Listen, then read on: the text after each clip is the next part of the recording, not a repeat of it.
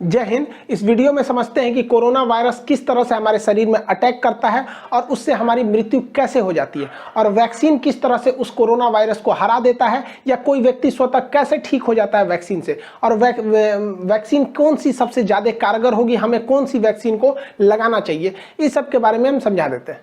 जैसा आप सब जानते हैं कि कोरोना जो है कहीं ना कहीं संपर्क में आने से ही फैलता है किसी इन्फेक्टेड व्यक्ति से, जिसमें सबसे ज़्यादा महत्वपूर्ण होता है ये इसका जो ड्रॉपलेट्स होता है। ये सब आपको पता है, इसीलिए थोड़ा सा 1 मीटर दूरी जो कहा जाता है कि कम से कम गैप बना के रखना चाहिए।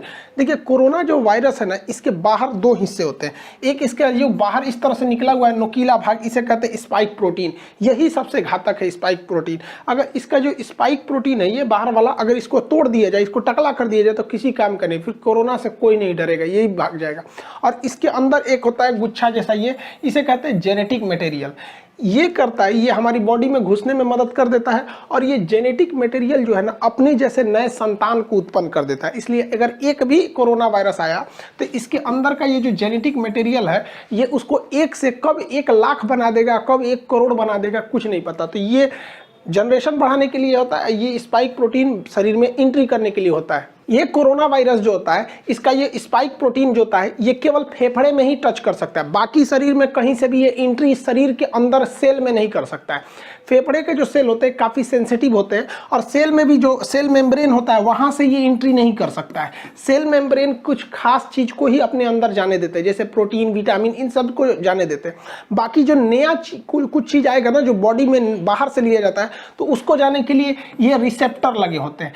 कोरोना वायरस का ये स्पाइक प्रोटीन इसी रिसेप्टर पर चिपक जाता है, और इसी के माध्यम से अंदर चला जाता है, और अंदर जाके अपना जेनेटिक इन्फॉर्मेशन दे देता है। और ये फेफड़े में ही जाता है, क्योंकि फेफड़े के जो लंग्स के जो टिश्यूज होते हैं, जो उसके सेल होते हैं, वो काफ़ी सेंसिटिव होते हैं। अब देखिए, ये जो कोरोना वायरस है, ये फेफड़ा है, फेफड़ा का ये रिसेप्टर है, ये ससुरा पकड़ लेता है कोरोना को, और कोरोना जाके इसी में चिपक जाता है, और यही इसको खींच के अंदर लेके चला जाता है। यही सबसे घातक हो जाता है। जैसे ये रिसेप्टर में चिपकता है, रिसेप्टर इसको खींच के अंदर ले जाता है, ये यहाँ से चिपका के अंदर लेके चला जाएगा। अंदर जाने के बाद इसका जेनेटिक मटेरियल जो है, आरएनए जो है, ये हमारे शरीर के अंदर जाके डीएनए से मैच करने लगता है, हम लोग के फेफड़ा के अंदर चला जाता है। और फेफड़ा के अंदर जाने के बाद जैसे ये इसके रिसेप्टर पे टच हुआ इसका स्पाइक प्रोटीन, और ये इसको लेके अंदर गया, और अंदर जाने के बाद ये क्या करता है, हमारा न्यूक्लियस जो है, हमारे शरीर का जो न्यूक्लियस है, ये बहुत सीधा साधा है। इसको पता है कि स्पाइक प्रोटीन से जो भी ये रिसेप्टर से अंदर आ रहा है वो ठीक ठाक आदमी है। तो इस ससुरा जो कोरोना है, इस सीधे जाके पूछता है न्यूक्लियस से कि फोटोकॉपी मशीन कहाँ है, कहाँ है वो फोटोकॉपी मशीन जिससे नए नए चीज़ों के बनते हैं। तो हमारे शरीर में फोटोकॉपी मशीन का काम करता है राइबोसोम। ये राइबोसोम धड़ाधड़ फोटोकॉपी करता है, किस चीज़ का, तो प्रोटीन का। तो हमारे शरीर में धड़ाधड़ प्रोटीन निर्माण करने का काम करता है यही राइबोसोम। अब देखिए, फोटोकॉपी मशीन की एक खराबी है, इस पर कौन सा पेपर रखे हैं ये उसी का कॉपी करेगा, इसको नहीं पता कि कॉपी क्या हो रहा है। अब ये जो कोरोना वायरस है, इस रिसेप्टर के माध्यम से न्यूक्लियस में आ गया है, न्यूक्लियस में इसको बता दिया कि राइबोसोम के पास चले जाओ, वही फोटोकॉपी करता है। अब ये छोटा जो कोरोना वायरस है, ये क्या करेगा, इस फोटोकॉपी के पास जाएगा, और यहाँ जो प्रोटीन वाला पेपर रखा है उसको हटा के अपना जेनेटिक मटेरियल रख देगा जो इसके अंदर है, मतलब अपने खानदान का फोटोकॉपी कराने लगेगा।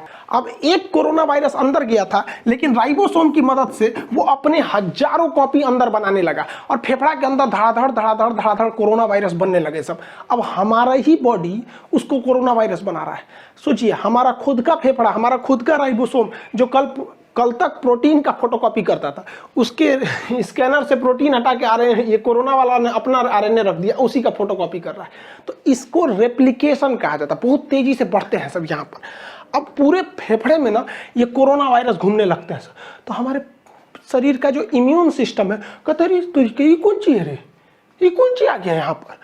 पूरा इम्यून सिस्टम कंफ्यूजन में हो जाता है, उसको पता नहीं चलता है कि है कौन, लेकिन ये समझ जाता है कि ठीक आदमी नहीं है, इसको मारना चाहिए। तो हमारे शरीर का जो इम्यून सिस्टम है, ये इसको लगता है मारने, धड़ धड़ धड़ धड़ धड़ मार काट करता है। तो हमारे शरीर को पता ही नहीं चल रहा, हम लोग ऐसे घूम रहे हैं आराम से, हम लोग के फेफड़ा में मार धाड़ चल रहा है। हमारा एंटीबॉडी जो है, ये हमारा इम्यून सिस्टम धाड़ धाड़ मार रहा है इसको। तो हम लोग को बुखार आना चालू हो जाता है, क्योंकि हमारे शरीर का ये डिफेंस मैकेनिज्म है कि जब भी अंदर मार धाड़ चलती है तो बुखार हो जाता है, ताकि वो टेम्परेचर से कोई कोई नए नए छोटे मोटे वायरस वगैरह ऐसे मर जाए, लेकिन ये ससुरा मरता नहीं है यहाँ पे, अरे मारे जा रहा है, मर ही नहीं रहा है यहाँ पे। तो न्यूक्लियस कहता है कि रे आप बकलोलवा, वो मारने से नहीं मरेगा, यहाँ फोटोकॉपी होके उधड़ाधड़ निकल रहा है, इसकी कमी ही नहीं कर सकते तुम मार के। तो ये कहता है कि भैया तो हम कौन सी करें। तो न्यूक्लियस इसको बताता है हमारे इम्यून सिस्टम को कि एक काम करो, तुम एंटीबॉडी बनाओ, क्योंकि इसको घुसने से रोको, क्योंकि अगर ये घुस जाएगा ना, एगो तो घुस के अपना फोटोकॉपी बना ही रहा है, इसको घुसने से रोको। तो ये कहता है कि क्या करे, यही रिसेप्टरवा नोच देगा। तो ये कहता है ना रे भैया ओकरा मत नोच, एके नोच देगा ना तो कब वो दवाई खाएगा तो दवाइयों अंदर नहीं जाएगा। एक काम करना, इसी को बर्बाद कर दो, इसका जो खोपड़िया है, इसको खोपड़िया को कैसे भी बर्बाद करो। तो खोपड़िया का जो चिपकने वाला है उसका थुथुरा कूच दिया जाता है। तो थुथुरवा कूचने के लिए एक एंटीबॉडी होता है। तो हमारे शरीर का डिफेंस मैकेनिज्म एक एंटीबॉडी बनाता है। ये एंटीबॉडी जाके इसके मुंह से सट जाता है, मुंह से चिपक जाएगा। देखिए यहाँ जाके चिपक गया, ये ऐसे चिपक गया, ऐसे चिपक गया। तो ये चिपक जाते हैं सब, तो वो जैसे चिपक जाएगा तो वो इससे नहीं सट पाएगा।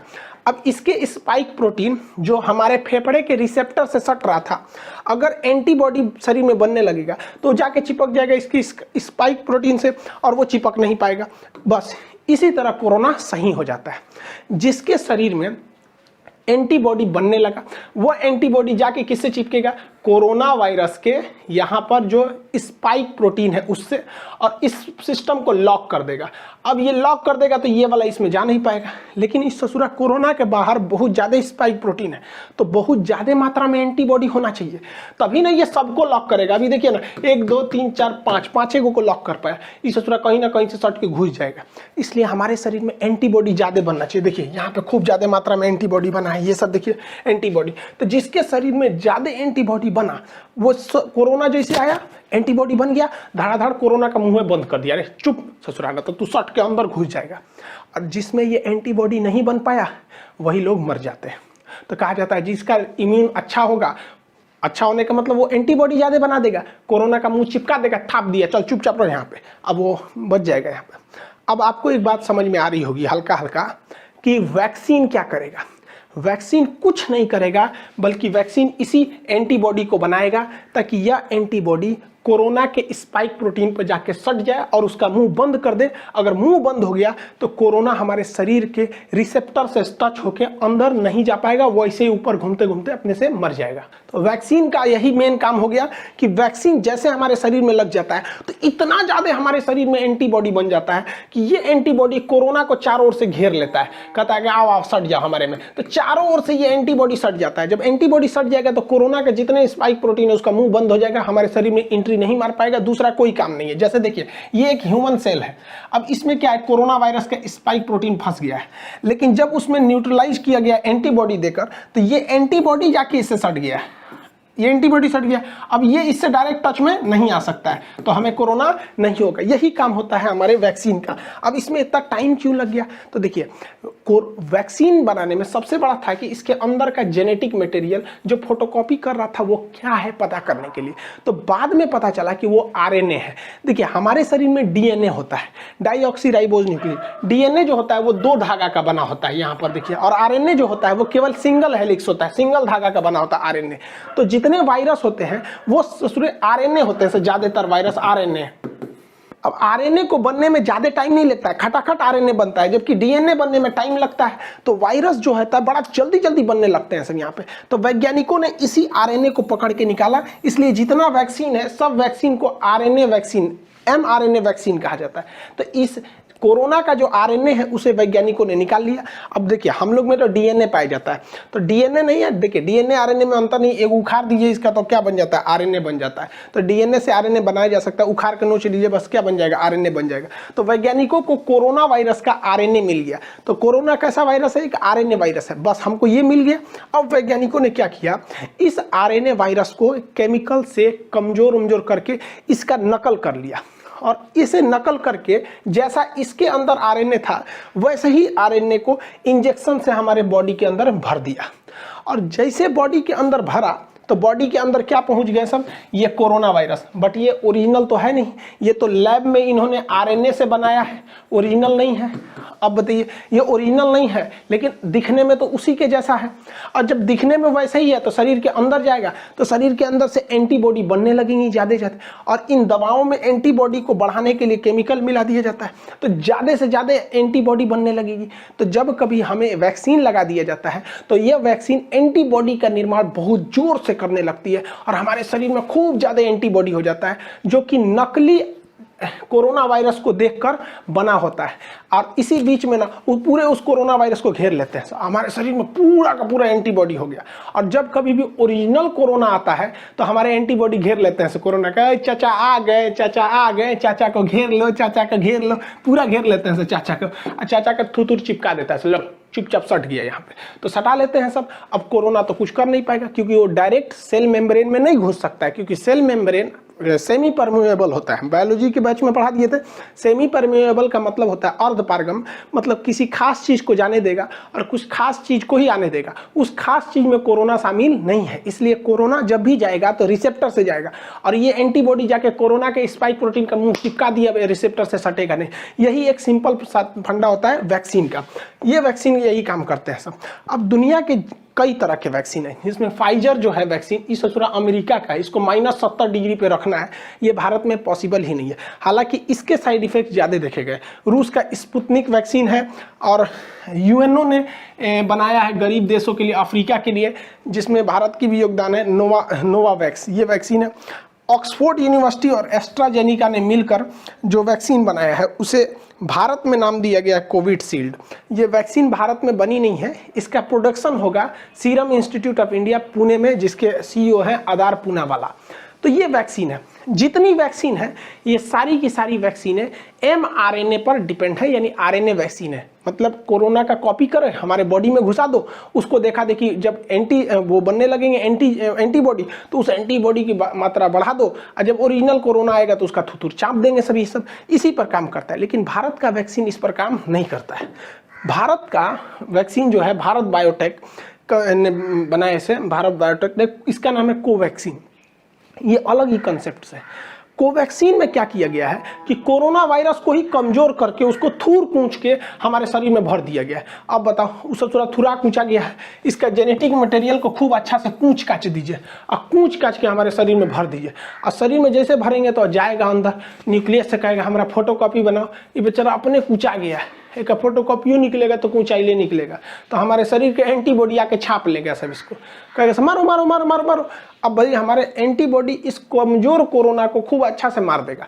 यही वजह है कि शुरुआत में जब वैक्सीन लिया जा रहा है ना, तो कुछ कुछ लोगों को हल्का फीवर आ जा रहा है, क्योंकि वो तो ओरिजिनल लड़ाई चालू है, लेकिन वैक्सीन के थ्रू बहुत ही कमजोर वायरस डाल दिया है भारत, बहु ओरिजिनल वायरस, लेकिन वो इतना कमजोर है कि वो उसका बच्चा भी कमजोर पैदा हो रहा है। तो हमारे शरीर का एंटीबॉडी उससे खेल खेल के सीख ले रहा है, और इसी बीच जब ओरिजिनल वायरस आ रहा है तो उसको भी मार के कूच दे रहे हैं। जा ससुरा, भारत वाला शुरू से जुगाड़ पर डिपेंड है। अब हैंड सैनिटाइजर क्या करता है, देखिए भाई, सैनिटाइजर का काम क्या होता है। सैनिटाइजर जब हम मारते हैं ना, तो ये कोरोना वायरस का जो बाहरी खोल है ना, जिस खोल के ऊपर ये स्पाइक प्रोटीन है, तो ये जो होता है ये सैनिटाइजर इस स्पाइक प्रोटीन को कुछ नहीं करता है, बल्कि जिसके ऊपर इसका खोल है ना, ये खोपड़िए फाड़ देता है, उसको टकला कर देता है, इस तरह से खोखला करके टकला कर देगा, इसका पूरा का पूरा ऊपर का खोपड़िए झाड़ के टकला हो जाएगा। इस सूरत सैनिटाइजरवा जो है ना, ये तो वैक्सीनवा का बाप है। वैक्सीनवा तो खाली उसका ठोड़वे बंद कर रहा था, ये मारा पूरा टकले कर देता है उसको, अब उसका पूरा आरएनए बाहर निकल जाता है, तो कोरोना रोने लगता है, ओ माय गॉड मेरा आरएनए चल गया, अब क्या करेंगे यहाँ पे। तो आप कहेंगे कि सैनिटाइजर वे काहे नहीं पी लेते हैं, सोचा सैनिटाइजरवा ज़्यादा पी लेंगे लोग ना तो फेफड़वा में, तो हम लोग कहीं सोचा रिसेप्टरवा जो है ना फेफड़ा का, एकरो नोच देगा, बस दिक्कत हो जाएगा, हम लोग भी मर जाएंगे लोग यहाँ पे। इसलिए सैनिटाइजर जो है वो केवल बाहर के काम में आता है, वो कोरोना वायरस के बाहरी लेयर को फाड़ देता है। दुनिया में बहुत सारे वैक्सीन है, जिसमें एक ये जितने वैक्सीन है ये आरएनए वैक्सीन है सब, जबकि भारत का जो वैक्सीन है भारत बायोटेक द्वारा, ये तो ओरिजिनल वायरस का ही वैक्सीन है। अब इसमें से सबसे अच्छा कौन है, तो देखिए सारे वैक्सीन अच्छे हैं, डिपेंड करता है किसको कहाँ के ट्रायल पर किया गया है, किसी को अमेरिका में, किसी को इंडिया में, सारे के सारे वैक्सीन एक जैसे हैं, कोई खराब नहीं है। जैसे हम आपसे कहते हैं कि कौन सा साबुन नहाने के लिए अच्छा है, तो भैया आप लाइफ बॉय से नहाओ, चाहे डिटॉल से नहाओ, चाहे पियर से नहाओ, कोई फर्क नहीं पड़ता है, नहा के आप वैसे ही निकलेंगे। जैसे हमारे जैसे आप घड़ी साबुन से नहा लीजिए, कोई फर्क नहीं पड़ता। अब जैसे हम लोग हैं भैंस जैसे हम लोग का चमड़ा है तो उस पर लक्स वगैरह सुनता ही नहीं है, तो घड़ी साबुन ये सब से नहा लीजिए, कोई फर्क नहीं पड़ता है, सब एक जैसा है, कोई दिक्कत नहीं आएगा। वैक्सीन जो है वो 60 से 90% तक ही वो कारगर है। लेकिन फ़ायदा क्या होगा? ऐसा नहीं है कि जिसे वैक्सीन लग गया उसे कोरोना नहीं होगा, होगा, उसको भी हो सकता है, बहुत कम चांस है। और अगर होगा भी ना तो वो घर पे ही ठीक हो जाएगा, मरेगा नहीं। वो सबसे बड़ा फायदा यही है वैक्सीन का, उसे दोबारा कोरोना हो जाएगा बट मरेगा नहीं। तो इससे अच्छा क्या चाहिए? बीमारी हो जाए, खांसी सर्दी हो के ठीक हो जाए, मरिए जा रहा है सोचा, इसमें ना दिक्कत हो जाता है, डेथ नहीं होगा। कोरोना वैक्सीन की 2 डोजेज लगाई जाएंगी। एक डोज से दूसरे डोज के बीच में 28 से 42 दिन का गैप रखा जाएगा। एक डोज मान के चलिए आप 1 तारीख को ले लिए, तो फिर 28 से 40 दिन के बीच में कभी भी एक डोज ले लीजिए, ताकि आपके बॉडी में 2 बार कोरोना वायरस को इंजेक्ट कराया जा सके वैक्सीन के माध्यम से, जिससे कि आपकी एंटीबॉडी रेडी हो सके, लड़ने के लिए तैयार रह सके। अब देखिए, एक रिसर्च करना ये है कि ऐसा माना जा रहा है कि अगर किसी व्यक्ति को पहला डोज अगर फाइजर का लगा दिया जाए और दूसरा डोज कोविशील्ड का लगा दिया जाए तो ये ज़्यादा असरदार होगा। लेकिन अभी क्या हो रहा है कि पहला डोज जिस वैक्सीन का है, दूसरा डोज भी उसी का है, लेकिन ऐसा वैज्ञानिकों का कहना है कि अलग अलग डोज दिया जाए। अब चूंकि भारत में 2 ही वैक्सीन है, एक कोविशील्ड है, एक कोवैक्सीन है, तो भारत सरकार को भी इस पर रिसर्च करना चाहिए कि पहला डोज देना चाहिए कोविशील्ड का, दूसरा कोवैक्सीन का ही दे दीजिए, ताकि ज़्यादा सूटेबल रहे, दोनों तरह से हम लोग उसमें वायरस से लड़ सके, यहाँ पर एक्सचेंज कर देना चाहिए। अब इसके साइड इफेक्ट को लेकर कुछ डर रहे हैं, देखिए इसका कोई साइड इफेक्ट नहीं है, 99% लोगों को कोई साइड इफेक्ट नहीं है। कुछ लोगों को हो रहा है हल्का बुखार, तो आपको बता ही दिए, क्योंकि जैसे वैक्सीन जाएगा मारधाड़ चालू होगा, हल्का बुखार होगा, पैरासीटामोल खा लीजिए, नॉर्मल 1 रुपये का कम्बीफलान या फिर कैल्पोल वगैरह कुछ भी खा लीजिए, नॉर्मल सही हो जाएंगे यहाँ पर, इससे ज़्यादा कुछ नहीं होगा। थोड़ा बहुत आपको, कुछ लोग को सर दर्द की शिकायत मिली गई है, करोड़ों में 1-2 ठोको। अरे यार, तो जो सर दर्द और बुखार नहीं झेल सकता है ससुरा, तो नहीं तो जी कह रहा है ससुरा, ओकरा से डर रहा है। यहाँ पे कोरोना से नहीं डर रहा है, डर रहा है कि वैक्सीन लगाएंगे तो बुखार हो। अब कुछ लोग का इसी में अफवाह उड़ा दिया कि वैक्सीन लगाने से मर जाएगा। भाई देखो, किसी को कोरोना वायरस हो गया है, अब वो आज ही इन्फेक्टेड हुआ है तो उसको लक्षण तो आज नहीं दिखेगा, और आज ही अगर जाके वो वैक्सीन लगा ले और 1 हफ्ता बाद, वैक्सीन तुरंत तो काम नहीं करेगा एक ही डोज पे, और 1 हफ्ता बाद वो कोरोना से मर जाएगा, तो लोग उसे ये नहीं कहेंगे कि कोरोना से मरा है, लोग अफवाह उड़ा देंगे, सोच रहा है कि वो वैक्सीने से मरा है। ऐसा कोई नहीं है। 1-2 साक्ष्य हैं, तो अब बताओ ना, 8 करोड़ लोग को वैक्सीन लगा है, उसमें 50-60 लोग की डेथ हो गई, तो इससे ज़्यादा खतरा तो हम लोग को सड़क पे चलने पे रहता है, वहाँ एक्सीडेंट की संभावना ज़्यादा है। तो वैक्सीन से कोई खतरा नहीं। आप अपने उम्र के दायरे में आइए, वैक्सीन लगाइए। अप्रैल के महीने में जिनका उम्र 45 से ऊपर है उन्हें ही लग रहा है, लेकिन मोदी जी ने इजराइल को मॉडल को देखते हुए, हम एक पिछले वीडियो में बताए थे ब्रिटेन का मॉडल और इजराइल का मॉडल में, मतलब ब्रिटेन में भी वैक्सीनेशन से ही जीता था, तो इजराइल ने क्या किया, अपने पूरे पॉपुलेशन को, केवल बच्चों को छोड़ के सबको वैक्सीन लगा दिया, और वो दुनिया का पहला देश हो गया जो कोरोना मुक्त हो गया है। तो इसी को देखते हुए 1 मई से जिनकी उम्र 18 साल से ज़्यादा है वो सब कोरोना की वैक्सीन लगा सकते हैं। हाथ जोड़ते हैं भैया, सब लोग लगवा लो, क्योंकि ये जो नया वैक्सीन वायरस आया है ये नए युवाओं को ज़्यादा इफेक्ट कर रहा है। अफवाहों पे मत जाइएगा। कुछ लोग का अफवाह ये है कि सरकार ना क्या कर रही है, गरीबों को मारने के लिए वैक्सीन दे रही है। अरे यार, तो कौन नशा करके रहता है, सब ये सब है नहीं। एक हमसे कह रहा है कि सरकार ये वैक्सीन लगाएंगे तो हमारा किडनी खराब हो जाएगा, कोई कह रहा है नपुंसक हो जाएंगे, कोनो कह रहा है 2 साल बाद मर जाएंगे। अरे यार, ऐसे लोग को पता नहीं कैसे सरकार झेलती है। ऐसे लोग को, सचरों को जेल में डाल देना चाहिए अफवाह फैलाने वालों को। कोई भी वैक्सीन से कोई दिक्कत नहीं होता है। मेरे पापा जो वैक्सीन लगाए, उनको शुगर है, उन्हें कोई प्रॉब्लम नहीं हुआ। मम्मी को इतना लोगों ने डरा दिया था, उनके रिलेटिव लोग इतना डरा दिए थे कि मम्मी कांप रही थी, ना बाबू हम वैक्सीन नहीं लगवाएंगे। हम कहे चलिए चुपचाप वैक्सीन लगाइए। मम्मी को वैक्सीन लगे हुए आज 10-12 दिन हो गए, कोई दिक्कत नहीं है। अब वो सबको समझाती है, नहीं नहीं लगा लो। और जो लोग मेरी मम्मी को डराते थे ना, अब मेरी मम्मी को देख के बाकी सब लोग लगा लिए यहाँ पे। तो आप लोग भी जागरूक होइए। ऐसे लोग जो हैं, जो जिंदगी में कुछ नहीं कर सके, वैक्सीन कहते हैं वैक्सीन मत लो। अजीब हाल है ससुरा सब यहाँ पे। एक मौलाना साहब हमसे आके कह रहे थे कि वैक्सीन सब गलत है यहाँ पे। हम कहा हाँ, आप वैक्सीन मत लीजिए, आप सिला जीत लीजिए, आपके लायक यही है। आई होप आप वैक्सीनेशन और इसके कैसे काम करता है इसको समझे होंगे। नेक्स्ट वीडियो में हम आपको CT वैल्यू समझा देंगे और पल्स ऑक्सीमीटर वगैरह ये सारी चीज़ों को, RT-PCR चेक कैसे होता है इसके बारे में बता देंगे। मिलेंगे नेक्स्ट क्लास में। जय हिंद।